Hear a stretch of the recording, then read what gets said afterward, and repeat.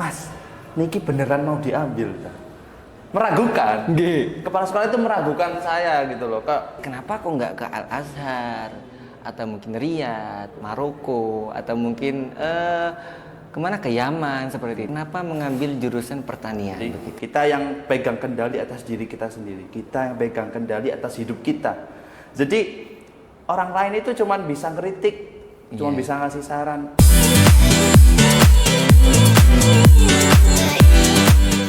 Assalamualaikum warahmatullahi wabarakatuh. Salam sejahtera, salam hangat untuk kalian semua. Kembali lagi bareng kami di podcast Pesantren, podcast santri salafiyah, saling sharing berbagi pengalaman. Alhamdulillah teman-teman, kita kembali lagi. Mudah-mudahan kita semua senantiasa diberikan rahmat oleh Allah Subhanahu wa taala dan senantiasa diberikan maghfirah, ampunan dari Allah Subhanahu wa taala, dan tentunya senantiasa hati kita dipenuhi dengan rasa cinta, mahabbah, wabil khusus kepada sang baginda Rasulullah Shallallahu alaihi wasallam, manusia paling mulia sejagat raya dan paling indah akhlaknya sepanjang masa. Oke, selalu ala Nabi Muhammad. Maka teman-teman, alhamdulillah nih, kembali lagi bareng saya Muhammad Idris selaku host di acara podcast pesantren. Tentunya saya di sini nggak sendirian teman-teman. Kalian akan bakal tahu nih ya, bakal tahu dengan bintang tamu di episode kali ini yang sangat spesial dan luar biasa. Dengar-dengar katanya beliaunya ini cucunya ulama karismatik di kota Pasuruan. Siapa beliau? Langsung kita sapa aja. Assalamualaikum Mas Ahis, Mas Mais. Gimana kabarnya? Alhamdulillah sehat. Dengar-dengar katanya kemarin dari Malang itu kan ke Pasuruan, kemudian ke Jogja lagi, ke Pasuruan lagi gitu Mas. Gimana itu ceritanya? Ya, jadi kemarin itu memang sempat ada kegiatan di kampus selama dari Senin sampai Jumat. Terus kebetulan memang disuruh pulang sama Bunyai karena ada acara ke Jogja itu. Akhirnya Jumat habis Isya pulang, terus besoknya langsung packing lagi ya. Packing selama packing berangkat ke Bahi dulu. Ke Bahi ya. Oh, ada event kalau nggak salah? Iya, ada event Dolanan Yo. Oh, Dolanan Yo. Yang ke-9. Yang ke-9 gitu. Ikut acara itu sebentar, terus habis duhur langsung berangkat lagi ke Jogja. Terus balik lagi Pasuruan tadi malam, alhamdulillah. Ya Allah. Ini teman-teman ya, saya sungguh sangat merasa terhormat sekali bisa duduk bareng sama beliau, di mana di tengah-tengah kesibukan beliau itu masih bisa meluangkan waktunya untuk hadir di podcast pesantren, teman-teman. Nah, alhamdulillah saya sangat betul-betul bersyukur pada episode kali ini. Nah, Gus Uwais nggih. Gus Uwais, Mas Uwais, insya Allah kita akan sharing santai aja, bincang-bincang santai aja. Kita akan mengorek-ngorek berbagai pengalaman dari jenengan yang mudah-mudahan nanti bisa memberikan inspirasi kepada alumni, kepada para sahabat-sahabat, para teman-teman yang di rumah nonton kita sekarang hari ini, gitu. Oke, cuman tetap ada temanya Mas, gitu. Temanya tuh seperti ini. Temanya yang kita angkat adalah membangun passion di luar ekspektasi, gitu. Mau tahu nggak kalian kenapa kita ambil tema ini, guys? Harusnya pastinya kalian penasaran dong. Sebelum saya jawab, kita mulai dari pertanyaan yang dari biografinya. Cuman kasihan beliau, ini kayaknya belum ada minumnya. Mas. Waduh. Oh iya. Mungkin air putih. Air putih. Bisa diambilkan Yanti mungkin. Yanto. Alhamdulillah. Mantap. Kira-kira ini Mas ya, setelah ini 5 menit atau 10 menit atau 20 menit ke depan kita bisa menghibur teman-teman yang ada di rumah. Pertanyaannya, siap mboten? Siap dong. Mas Uwais. Kalau di SMP dan SMA-nya jenengan mondok atau gimana? Nah, kebetulan SMP SMA saya itu di pondok sendiri. Yaitu di Pondok Pesantren Bait Al-Hikmah. Oh, Bait Al-Hikmah. Pasuruan. Nah, memang sampai saat ini saya belum menemukan alasan yang pasti kenapa abah ibu naruh saya di pondok sendiri. Oh, gitu nggih. Bahkan waktu itu pas dia masuk SMA, saya kepikiran kenapa ya Kak aku nggak dimasukkan pondok-pondok salaf kayak Oh, pondok gitu ya? pondok Lirboyo, Oh, Poso, iya. Langitan. Nah, kan pengen sebenarnya, Iya. Tapi sempat minta nggak sama orang tua? enggak sih, Enggak nih. Enggak. Kayak di situ saya meyakinkan lagi bahwa ini pasti ada hikmah yang besar di balik Ya, ini semua. betul. Mungkin saya yang Insya belum Allah. tahu waktu itu. Ya, masih belum tahu waktu itu. Nah, setelah lulus maksudnya saya baru menemukan alasannya. Mungkin salah satu alasannya adalah biar saya pernah merasakan terjun ke lapangan. Oh. Jadi ya kedepannya kan pasti bakal memimpin kan. Ya, gitu betul. Pondok. Jadi mungkin kalau sudah pernah terjun ke lapangan kan tahu realitasnya seperti Iya. apa daripada hanya ya Betul, memantau betul, betul. saja. Heeh. Alasan kedua mungkin abah ibu itu pengen menunjukkan bahwa ini loh saya percayakan anak saya di pondok sendiri karena memang kualitasnya bisa dijamin. Oh, betul. Ya, kayak gitu. Jadi mungkin itu alasan kedua. Oh iya. Seperti itu. Oke, kemudian kalau nggak salah dari beberapa sumber juga saya pernah dengar katanya itu jenengan pernah jadi juarawan lomba catur. Itu Iya. hobi atau gimana Gus? Kok bisa? Kan ya gitu kan harusnya kan juara kirkut kayak atau ini juara catur kok bisa? Mungkin bisa diceritakan. Jadi mungkin saya main catur itu bahkan dari sebelum SMP. Oh, gitu. Bahkan sejak SD. Oh. Dan SD itu sudah ikut lomba. Oh, sudah ikut lomba. Jadi mulai ikut lomba, SD ikut lomba dan ya tingkat masnya belum kota. Belum kota, jadi tingkat-tingkat kecil-kecil gitu. Nah, belum juara. Takdirnya belum juara, terus akhirnya lanjut lah SMP. Di SMP. Kesenangan itu masih ada main gitu. catur itu. Akhirnya ya udahlah main catur sampai beli papan catur sendiri. Oh, gitu. Sampai yang kayak profesional gitu. Oh. Yang agak mahal. Beli catur yang agak mahal. Terus ya ikut ekskul, gurunya bukan ustadz sih, guru. Jadi gurunya yang ekskul itu memang beliau di Pasuruan pelatih yang terkenal, pelatih catur yang terkenal. Jadi memang banyak teknik-teknik, banyak strategi-strategi yang memang diajarkan. Akhirnya ya saya terapkan, beneran saya terapkan. Akhirnya ya banyak latihan, ikut lomba tingkat kota waktu itu, Kota Pasuruan, alhamdulillah juara 3. Alhamdulillah. Juara 3. Terus ya setelah itu ya sempet terus main catur. Sampai di rumah pun main catur. Oh gitu. Kalau di rumah main caturnya sama siapa? Nah kebetulan waktu itu tuh ada kesempatan saya iseng-iseng ngajak Yai, ngajak gitu. Abah, ya ngajak Yai.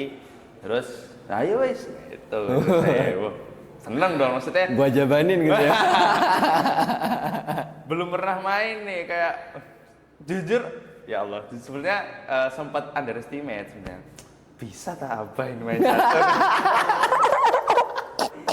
Kayak ya udah kayak zaman kan kayak ya waktu itu kan masih SMP jadi kayak masih remaja masih merasa alah aku udah Juara, ya, ya. udah juara udah banyak ilmunya Iya. main lah main ujung padahal Abah itu nyantai sambil baca koran gini terus tanya wis ta sambil ngelangkahin ujungnya loh kok aku sing kalah. Ya Allah itu benar-benar di luar dugaan sih bener wah ternyata nggak boleh emang meremehkan. Iya. Salah emang. Ya Allah. Dikira biasa ternyata master ya. Wah, Grandmaster. Grandmaster, Masya Allah. Masya Allah teman-teman, kalau kita dengarkan ceritanya, ini sangat menarik banget teman-teman. Apalagi cerita berikutnya, pasti lebih menarik gitu. Kita lanjut tanya lagi. Oke. Nah, gini Mas Wais, untuk pertanyaan selanjutnya, kita langsung masuk ke pertanyaan inti saja, gitu kan. Kalau saya sebagai santri aktif di Pondok Pesantren Salafiyah, tentunya akan bertanya-tanya begitu. Kenapa jenengan selaku putra dari Kiai Haji Idris Abdul Hamid itu kenapa mengambil jurusan pertanian begitu? Mungkin kan kita nih kan sebagai santri kan pasti mikirnya oh beliau ini kan keturunan dari ulama yang basicnya agama, otomatis kenapa kok nggak ke Al Azhar atau mungkin Riyadh, Maroko atau mungkin kemana ke Yaman seperti itu. Kenapa begitu? Mungkin ada alasan yang bisa disampaikan kepada teman-teman yang di rumah begitu. Oke. Jadi ini sifatnya cerita. Cerita. Jadi waktu itu memang dari awal SMA Bunyai itu sudah kasarnya mendoktrin lah. Saya tuh kuliah di luar negeri. Jadi selama SMA itu saya benar-benar gak ada kepikiran sama sekali kuliah di dalam negeri. Oh gitu. Benar-benar gak ada sama sekali. Memang sudah dari awal pengen di luar negeri ya? Dari awal bener pengen di luar negeri. Gitu. Dan memang sudah didoktrin, maksudnya kasarannya gitu lah didoktrin. Akhirnya ya udahlah saya ya tetap belajar, maksudnya tetap mengikut pelajaran seperti biasa, ikut ya seperti biasa. Terus singkat cerita waktu kelas 12 semester 2 sudah mau bau-bau masuk perguruan tinggi nih. Waktu itu guru BK, guru ya yang ngurusin perguruan tinggi lah, kuliah gitu di sana itu kayak mulai tanya-tanya ke siswa-siswa, ke santri-santri gitu kan, mau kuliah di mana, jurusan apa gitu. Di situ saya bingung, tandil gitu. Bingung. Akhirnya waktu itu benar-benar nggak ada persiapan sama sekali. Terus singkat cerita kan kalau dulu itu ada sistem namanya SNMPTN. Kalau sekarang mungkin namanya SNBP, Seleksi Nasional Berbasis Prestasi. Jadi yang hanya dilihat rapornya saja. Nah, dulu waktu itu di ranking kan seluruh kelas 12 putra putri satu angkatan di ranking diurut. Nah kebetulan saya nggak tahu kok tiba-tiba saya nomor 1. Alhamdulillah. Jadi kasar kalau bahasanya itu eligible. Jadi siswa yang eligible untuk ikut seleksi berdasarkan rapor itu. Jadi loh kok masuk ini? Masuk gitu. Nah, padahal nggak ada niatan kuliah di dalam negeri. Akhirnya waktu itu beberapa minggu masih bimbang, gini-gini. Luar negeri apa dalam negeri gitu ya?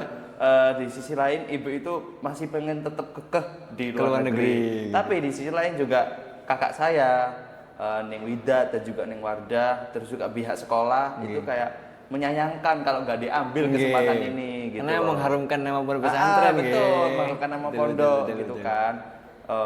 Ranking 1 nih eligible, masa nggak ambil kesempatan sih. Jadi ya udah akhirnya Bunyai lulu, terus akhirnya mengizinkan lah. Ya udah wes ambil aja. Tapi tetap terbersit ada keinginan kuliah ke luar negeri. Iya, maksudnya ibu itu niatnya waktu itu kayak ya udah ambil aja dulu. Ambil aja dulu.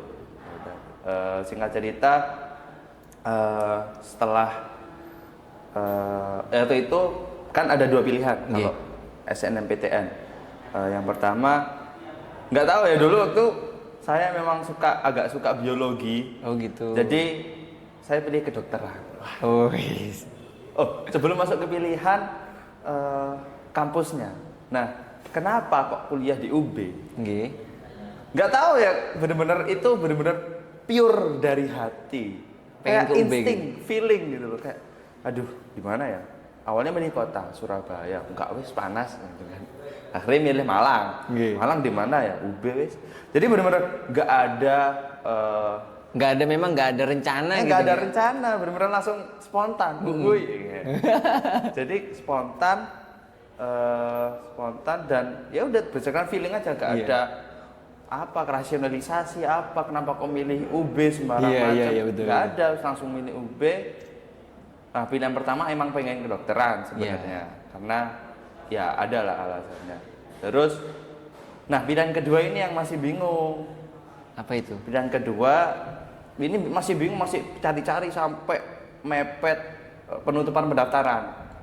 Akhirnya, apa ya? Terus akhirnya saya waktu itu nemu, loh ini kok kuotanya banyak tapi nilainya itu rendah. Jadi maksudnya persaingannya tuh nggak terlalu tinggi lah. Karena kalau mungkin tambahan ilmu bagi teman-teman ya. Jadi strategi di SNBP kalau sekarang itu Jadi kalau pilihan pertama sama pilihan kedua itu usahakan jangan yang ketat-ketat semua. Jadi misalkan pertama kedokteran, yang kedua keperawatan, wah itu ketat-ketat Sama-sama semua. ketatnya ya? Jadi chance untuk keterima tuh susah. Oh gitu. Jadi diusahakan pilihan pertama itu yang susah masuk, pilihan kedua itu yang gampang masuknya. Oh gitu. Nah, jadi ada chance keterima kalau nggak di pilihan pertama di pilihan kedua. Oh betul. Itu saya milih yang memang nggak susah masuknya. Nah, kebetulan nggak ada bener-bener nggak ada pertimbangan apapun asli. Jadi langsung apa ya? Oh ini apa ini? Agroteknologi. Oh gitu, Agroteknologi apa ini? Oh lumayan, nggak susah masuk. Nah ya wis, ini aja. Jadi gitu, bener-bener nggak ada pertimbangan, nggak ada diskusi sama guru, sama apa. Sama orang tua juga Nggak ada. Orang tua bener-bener memasrahkan. Oh gitu. Bener-bener memasrahkan. Habis itu ya udah akhirnya saya ambil pilihan pertama kedokteran, pilihan kedua agroteknologi. Oke, betul. Agroteknologi itu pertanian. Pertanian. Terus singkat cerita kalau di Baihi kan itu kelas 12 ada bimbel bimbingan belajar. Menyiapkan untuk yang berbasis tes. Jadi kan nggak semua siswa kan bisa ikut yang berbasis rapor. Jadi berbasis tes. Jadi ya saya tetap ikut ya belajar, ngerjain soal gitu. Nah waktu pengumuman ya biasalah hari pengumuman deg-degan. Duh, keterima apa enggak ini. Ya saya udah 50-50 sih. Kalau kedokteran susah banget kalau keterimanya, apalagi Baihi masih baru, terus ya banyak lah pertimbangannya. Terus itu ya akhirnya sore itu dikabarin saya kalau keterimanya di pilihan kedua. Oh gitu. Agroteknologi pertanian itu. Terus saya ya biasa aja sih sebenarnya perasaannya, kayak gak euforia banget enggak, ya seneng tapi ya nggak seseneng itu gitu loh. Terus ya udah akhirnya beberapa hari terus saya ngabarin orang tua, keluarga, sembarang macam. Beberapa hari terus dipanggil sama kepala sekolah. Waktu itu dibilangin, Mas, niki beneran mau diambil? Meragukan. Kepala sekolah itu meragukan saya gitu loh, kok Mas? Meragukan dalam konteks apa tuh? Jadi meragukan itu diremehkan lah istilahnya. Pilihan agroteknologi itu diremehkan. Temenan tau. Mas ini beneran mau diambil tak? Sampai saya bisa buatkan surat kalau misalkan nggak mau diambil. Karena kalau seleksi berdasarkan rapor itu harus dimasukin. Betul. Karena kalau nggak dimasukin itu sekolahnya bisa di blacklist dari kampus. Ya. Nggak tahu sekarang peraturannya kayak gimana, tapi dulu waktu itu seperti itu nggih. Jadi memang kayak gitu. Terus dari kepala sekolah ya saya tetap ya diambil Ustazah, mau gimana pun tetap diambil gitu. Betul. Terus ke keluarga juga meremehkan. Kayak, lu temenan tadi Joko gitu. Akhirnya waktu itu saya tetap ambil karena kepikirannya gini, saya bersyukur karena banyak di luar sana yang nggak bisa dapat kesempatan sama seperti jenengan. Jadi udah dikasih nikmat, masa gak diambil? Artinya ya udah saya mengambil kesempatan itu berdasarkan hanya bersyukur. Oh gitu. Jadi fun fact nggak ada kepikiran sama sekali mau ke pertanian sebenarnya. Oh gitu Mas. Jadi waktu itu memang ya karena bersyukur aja sih masuk ke UB pertanian itu karena ya udah ini udah dikasih, ya udah dimasukin aja gitu. Oh gitu. Jadi tebak-tebakan. Oke-okean juga kan, karena kan kalau misalkan kami sebagai santri di Salafiyah kan kadang mikirnya kok pertanian ya. Terlebih kalau misalkan Kota Pasuruan yang ditani itu mau yang di mana gitu loh. Kota Pasuruan itu semuanya kota kan. Ya kalau kabupaten oke lah. Kota Pasuruan di mana aja, Pak? Mungkin kalau mau dibahi mau dibuatin gitu. Oke. Kemudian nih Mas Wes, kalau nggak salah juga saya dapat beberapa sumber katanya jenengan itu sampai saat ini kalau nggak salah nih jadi wakil ketua BEM. Benar apa tidak? Oke, jadi gimana itu? Waktu Sebenarnya sekarang udah nggak menjabat. Oh, udah menjabat, nggak Udah menjabat nggak nih, menjabat. sudah. Jadi saya cerita aja lah organisasi selama di kuliah. Betul. Jadi selama di kuliah itu saya mulai ikut awalnya panitia. Oh, Panitiaan itu di semester 1. Semester 1 maba itu udah mulai ikut. Terus semester 2 itu mulai buka pendaftaran BEM. Oh. Jadi ya udah saya ikut dan alhamdulillah keterima. Keterima, ya udah selama 1 tahun mulai semester 2 sampai semester 3 itu saya jadi staff lah namanya, staff BEM di divisi atau kementerian PSDM, pengembangan sumber daya mahasiswa.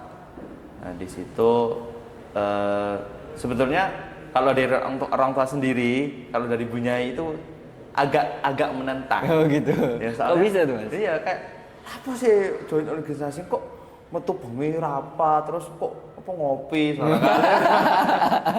Kayak gitu. Jadi kayak gitu. Kayak alasan saya kayak ya nambah pengalaman Bu, kayak di bayi itu nggak pernah ikut kayak gini gitu loh. Jadi pengen merasakan dan pengen nambah ilmu juga. Terus ya udahlah, ya udah dijalanin. Terus tahun berikutnya nah, alhamdulillah diangkat jadi wakil presiden. Kok bisa diangkat tuh kok? Nah, kenapa itu? Kebetulan Mas? Presiden yang terpilih di BEM fakultas saya itu dari menteri saya dulu pas jadi staf. Oh, gitu. Jadi mungkin beliaunya sudah tahu kinerja saya gimana. Jadi itu jadi pertimbangan beliau untuk mengangkat saya jadi wakilnya kayak gitu. Ya, selama jadi wakil presiden sih tentunya banyak ilmu yang dipelajarin, banyak pengalaman. Yang saya rasakan itu adalah tingkat kepercayaan diri saya semakin meningkat betul. Karena banyak sambutan. Jadi sambutan di sana sini, sambutan di organisasi lain, sambutan di ini kementerian lain. Jadi kayak jadi soalnya kayak miniatur pemerintahan gitu jadi, ya. Organisasi di kampus itu miniatur pemerintahan. Oh gitu. Jadi badan eksekutif ya kayak presiden wakil presidennya. Terus ada juga dewan perwakilan mahasiswa kayak DPR-nya. Terus ada juga majelis permusyawaratan mahasiswa. Ada juga Mas. Ada juga. Oh, itu gitu. kayak MPR-nya kalau di Republik gitu. Jadi ya kayak gitu sih. Oke, keren. Nah, nih teman-teman, sudah banyak sekali cerita-cerita yang beliau sampaikan kepada kita, begitu Masya Allah begitulah ya. Ternyata kalau bisa boleh saya simpulkan, ternyata beliau ke pertanian itu hanya berbekalkan syukur kepada Allah karena bisa masuk tanpa syarat, gitu doang. Keren gak tuh? Lah, cuman pertanyaannya gini Gus, setelah jenengan masuk ke sana dengan dasar bersyukur tadi, alhamdulillah. Untuk setelah itu gimana? Apa kan nggak minat kan awalnya kan? Terus menjalaninya gimana tuh? Untuk awal-awal pasti adaptasi, adaptasi. Terus setelah itu mungkin hikmah pertama yang saya dapatkan itu ternyata ada dosen yang saudara kebetulan. Oh kebetulan. Iya. Ya ada dosen saudara. Nah lu. Oh ya udah nanti sering-sering ke rumah gitu kata dosennya. Alhamdulillah itu yang pertama. Terus yang kedua memang ternyata yang mungkin nggak banyak orang tahu ya itu punya banyak sawah. Oh gitu. Iya punya banyak sawah. Memang saya aja sebenarnya nggak tahu ya, jarang banyak yang tahu ya. Jadi ya itu sebenarnya punya banyak sawah. Oh gitu. Dan tersebar nggak hanya di Pasuruan di lahan itu. Makanya Bunyai kemarin sempat dawuh ke saya, pokoknya wis lulus tugasnya sampean goleki sawahe Abah. Gitu. Goleki sawah, maksudnya nyari sawahnya Romo Yai. Iya, maksudnya didata gitu loh, lokasinya di mana. Itu saking banyaknya nggak ketahuan ya, harus didata gini.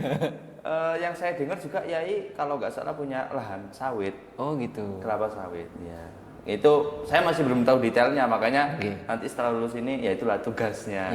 Selama ini dipegang alumni soalnya. Iya betul. Kan sayang gitu loh kalau dipegang alumni, kalau anaknya ada yang lulusan pertanian. Keren. Ya Allah, masya Allah, keren banget.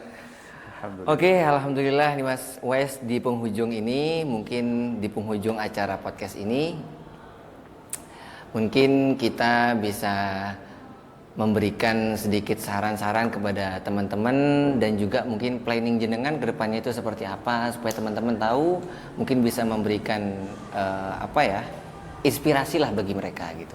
Terkhusus kepada saya pribadi gitu. Oke, sebenarnya gini kan, temanya kan kita memperjuangkan passion yang memang di luar di luar ekspektasi orang-orang. Okay. Jadi kebetulan saya memang baru belajar ada sebuah paham Yunani namanya stoikisme. Mungkin pernah dengar teman-teman di sini. Stoikisme itu berbicara bahwa kita itu ada dua dimensi yang di dalam diri manusia itu ada dua dimensi. Ada dimensi internal dan juga dimensi eksternal. Dimensi internal ini adalah dimensi yang bisa kita kendalikan. Iya, betul. Seperti sikap kita, semangat kita, etos kerja, segala macam, respon kita. Dimensi eksternal itu dimensi yang di luar kendali kita. Kita nggak bisa ngendaliin. Kita nggak bisa kendaliin. Contohnya tanggapan orang lain, pemikiran orang lain, betul. ekspektasi orang lain. Nah, jadi kalau di stoikisme itu ini nyambung sama filsafat juga sebenarnya. Jadi memang paham ini itu nggak bertentangan sama Islam, justru sangat-sangat berkorelasi sama Islam. Jadi memang ketenangan itu datang ketika kita sudah nggak memperdulikan hal-hal yang di luar kendali kita. Oh gitu. Jadi tanggapan orang lain, ekspektasi orang lain, harapan orang lain terhadap diri kita itu kan sesuatu yang di luar kontrol kita. Oh betul. Sesuatu yang nggak bisa kita kendalikan. Jadi buat apa kita pusing-pusing memikirkan? Jadi kalau saya sendiri saat ini ya memang baru belajar dan juga baru mulai menerapkan.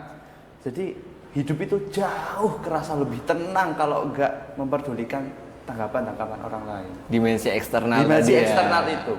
Jadi cukup kita fokus ke apa yang bisa kita kendalikan. Kalau ada perumpamaan itu hidup kita ini seperti kapal. Maksudnya kita sebagai pemandu kapal, ini yang bisa kita kendalikan adalah kemana arah layar itu menuju. Iya betul. Itu yang bisa kita kendalikan. Yang nggak bisa kita kendalikan angin yang datang. Angin yang datang itu dari mana saja, kencang atau enggak, kita nggak bisa kendalikan. Jadi ya udah, yang kita fokus adalah bagaimana cara agar supaya kapal tetap stabil, tetap menuju ke arah yang benar. Walaupun diterjang angin dari mana-mana. Jadi kalau bisa diibaratkan begitu. Jadi kita yang pegang kendali atas diri kita sendiri, kita yang pegang kendali atas hidup kita. Jadi orang lain itu cuma bisa kritik, cuma bisa ngasih saran. Yang bisa mengendalikan diri kita ya diri kita sendiri. Sebaliknya yang bisa menyakitin diri kita adalah diri kita sendiri juga.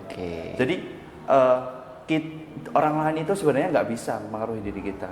Kalau memang kita udah bisa memahami hakikat itu tadi ya. Hakikat itu tadi. Jadi memang sebenarnya bukan tentang apa yang diucapkan oleh orang lain, tapi apa respon kita terhadap itu. Jadi betul. Itu namanya ya kalau di Islam ada namanya tawakal. Terus ya intinya ghina anin nas. Jadi gak butuh tentang apa sih tanggapan manusia, apa sih yang kita cari di kehidupan ini tuh cuma ridho Allah kok. Betul. Kita gak butuh ridho manusia. Jadi dalam ngapain? Banget guys gitu.